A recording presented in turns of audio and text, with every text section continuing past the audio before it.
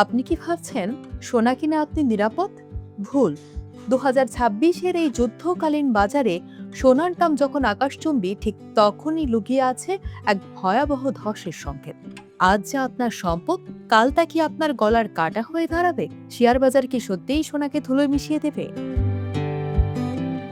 2026 সালের বর্তমান বিশ্ব পরিস্থিতি যেন আগ্নেয়গিরির উপর দাঁড়িয়ে আছে। একদিকে ইউক্রেন রাশিয়া যুদ্ধের প্রলম্বিত ছায়া, অন্যদিকে ইরান ইসরায়েল যুক্তরাষ্ট্রের সংঘাত বিশ্ব অর্থনীতিকে থমকে দিয়েছে। যখনই গোলার শব্দ শোনা যায়, বিনিয়োগকারীরা ভয়ে শেয়ার বাজার ছেড়ে পালিয়ে সেফ হ্যাভেন হিসেবে সোনার উপর ঝাঁপিয়ে পড়ে। এই হুজুগের কারণেই বর্তমানে সোনার দাম ইতিহাসের সর্বোচ্চ শিখরে অবস্থান করছে। কিন্তু মনে রাখবেন, এই উচ্চতা যতটা জাঁকজমকপূর্ণ, পতন হবে তার চেয়েও ভয়াবহ।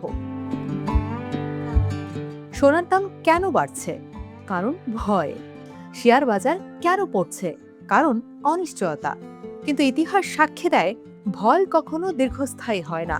2026-এর এই চরম অস্থিরতার মাঝেও অনেক বড় বড় বিনিয়োগকারী কিন্তু তলে তলে ব্লু চিপ শেয়ার জমাচ্ছেন। কেন? কারণ শেয়ার বাজার আপনাকে ডিভিডেন্ড এবং চক্রবৃদ্ধি হারে প্রবৃদ্ধি দেয়, যা সোনা দিতে পারে না।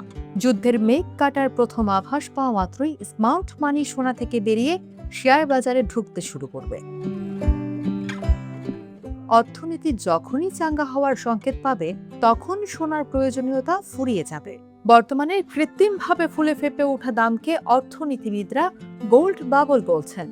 যদি ইরান ইসরায়েল উত্তেজনা প্রশমিত হয় কিংবা ইউক্রেন সীমান্তে যুদ্ধবিরতি কার্যকর হয়, তবে সোনার চাহিদা এক রাতেই 30% থেকে 40% পর্যন্ত কমে যেতে পারে। যারা চড়া দামে সোনা কিনে বসে আছেন, তারা নিজেদের এক বিশাল লোকসানের গহ্বরে দেখতে পাবেন।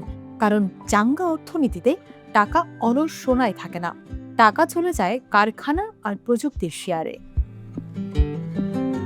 বর্তমানে বিশ্ববাজারে অপরিশোধিত তেল এবং ডলারের মূল্যের যে টানাটানি চলছে, তা সোনার দামকে উস্কে দিচ্ছে। কিন্তু মুদ্রাস্ফীতি নিয়ন্ত্রণের জন্য কেন্দ্রীয় ব্যাংকগুলো যখনই সুদের হার স্থিতিশীল করবে, তখনই সোনার গ্ল্যামার কমতে শুরু করবে।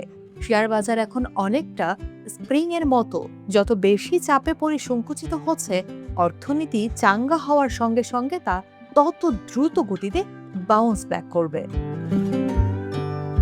মনে রাখবেন, বিনিয়োগে আবেগ নয়, যুক্তিই শেষ কথা।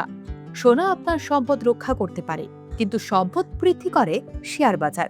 আপনি যদি ভাবেন এই চড়া দামেও সোনা কিনে কোটিপতি হবেন, তবে আপনি আগুনের সঙ্গে খেলছেন। বুদ্ধিমানের কাজ হবে আপনার পোর্টফোলিওকে ভাগ করে ফেলা। যুদ্ধের উন্মাদনায় গা ভাসিয়ে সব টাকা সোনায় না ঢেলে চাঙ্গা হতে যাওয়া অর্থনীতির শক্তিশালী শেয়ারের দিকে নজর দিন। দিন শেষে বাজার চলে চাহিদার উপর। আজকের আতঙ্কই সোনার দামের উৎস, কিন্তু শান্তি আর অর্থনৈতিক উন্নতির খবরই হবে সোনার জন্য কাল। আপনি কি মনে করেন, 2026-এর শেষে জিতবে কে, সোনা নাকি শেয়ার বাজার? আপনার মতামত কমেন্টে জানান। আর শেয়ার বাজার ও অর্থনীতির সঠিক আপডেট পেতে আমাদের সাথেই থাকুন।